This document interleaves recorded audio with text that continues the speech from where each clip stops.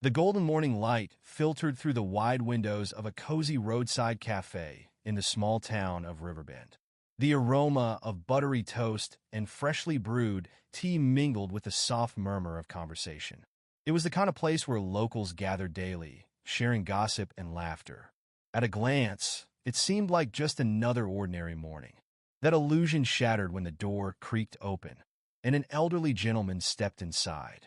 He was tall and elegant, wearing a crisp navy suit with a hat tucked under his arm. His ebony cane clicked softly against the tiled floor as he made his way to a booth by the window. His dignified presence seemed to cause an invisible ripple across the room. Behind the counter, a young waitress, her auburn hair tied up in a neat bun, paused mid-task. Her eyes briefly flickered toward the man before she quickly busied herself wiping down a counter. Around the cafe, conversation slowed, and a few patrons exchanged uneasy glances. Though the atmosphere wasn't openly hostile, an undercurrent of discomfort lingered. The elderly man glanced at the menu, his movements composed and deliberate.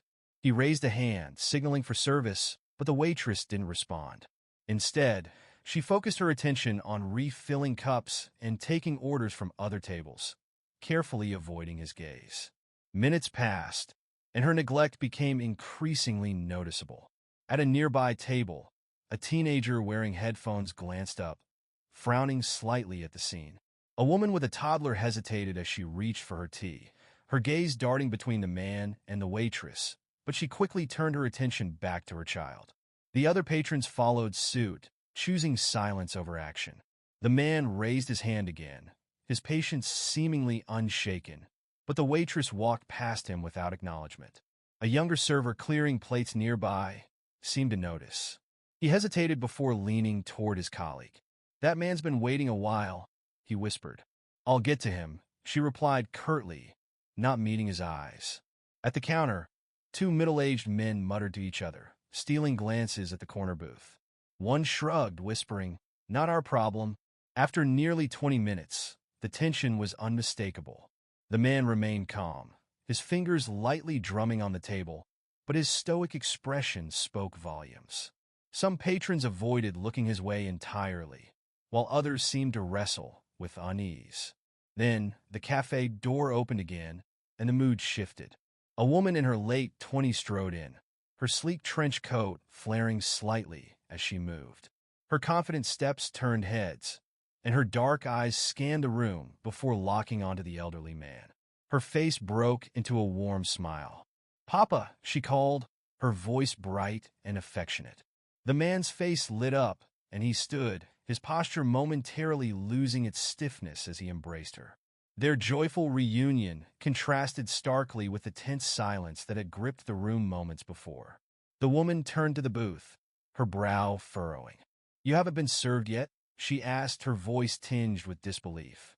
"No, my dear," he replied evenly, though a trace of sadness lingered in his tone. The woman straightened, her gaze hardening as she scanned the room. She spotted the waitress, now awkwardly pretending to wipe an already clean table. "Excuse me," the woman called out sharply, her tone cutting through the low hum of conversation. The waitress froze, then turned slowly, her face pale. "Yes," she managed, her voice barely audible. "My father has been sitting here for nearly half an hour. Why hasn't anyone taken his order?" The woman's words were calm, but carried an edge that silenced the room. The waitress stammered, I was about to get to him." "Don't lie," the woman interjected, her tone icy. "You've served everyone else in this room, but you've deliberately ignored him. Why?" The waitress opened her mouth to respond, but no words came. Around the cafe, patrons began shifting uncomfortably in their seats. A few nodded in silent agreement, their earlier hesitation giving way to shame. The woman glanced around, addressing the room at large. "And to the rest of you, did no one think to say something? You all saw what was happening." Silence fell. A man at the counter cleared his throat, his cheeks red. "I didn't want to interfere," he muttered. The woman's eyes narrowed. "Silence is complicity. If you see something wrong and do nothing, you're part of the problem." Her father placed a gentle hand on her arm. "Enough, my child." Let's not make this harder than it already is. She turned to him, her expression softening. Papa, this isn't right. You deserve respect. Everyone does. He smiled faintly, his wisdom shining through. You've made your point. Let's not ruin the day over this. But the woman wasn't finished. She faced the waitress again. Let me make one thing clear. That man you disrespected is not just any customer. He's my father, and I own this cafe. Gasps rippled through the room. The waitress's face turned ghostly white. You own the cafe? She whispered, her voice trembling. That's right, the woman said firmly. I built this place to welcome everyone, no matter who they are. And today, you failed that principle. I'm so sorry, the waitress stammered, tears pooling in her eyes. I didn't mean to. Intentions don't erase actions, the woman replied curtly. You'll reflect on what you did today, and if it ever happens again, you won't work here. The room was silent, the weight of the moment pressing on everyone. Finally, the woman turned to her father with a soft smile. Let's go home, Papa. I'll cook you breakfast myself. As they exited the cafe, sunlight bathed the pair, their bond unshaken. Inside, the patrons sat in reflective silence, their usual morning interrupted by a reminder of kindness and accountability. Some vowed to act differently the next time they witnessed such injustice, understanding now that silence carries its own weight. As the father and daughter walked down the bustling main street, the elderly man paused, his cane tapping softly against the pavement. The sunlight warmed his face as he turned to his daughter, pride evident in his eyes. You didn't just stand up for me, he said, his voice calm yet resonant. You stood up for what's right, for the kind of world you want to build. She smiled, slipping her arm into his. It's not just about us, Papa. It's about making sure no one feels invisible, no matter where they are. Everyone deserves to be seen, to be respected.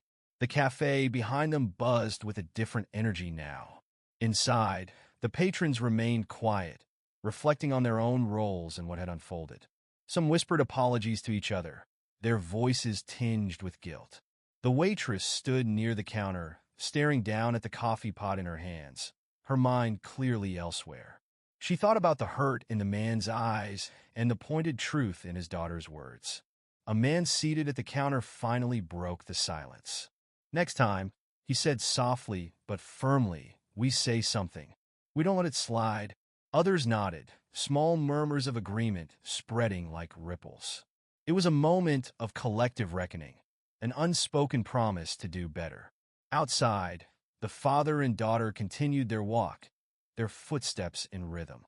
The elderly man glanced at his daughter with a faint smile.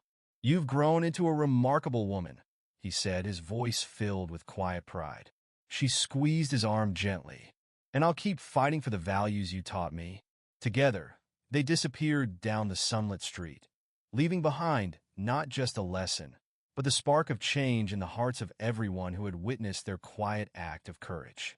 As they turned the corner, the elderly man looked back at the cafe one last time. Small actions can change hearts, he said softly. His daughter nodded. And hearts can change the world.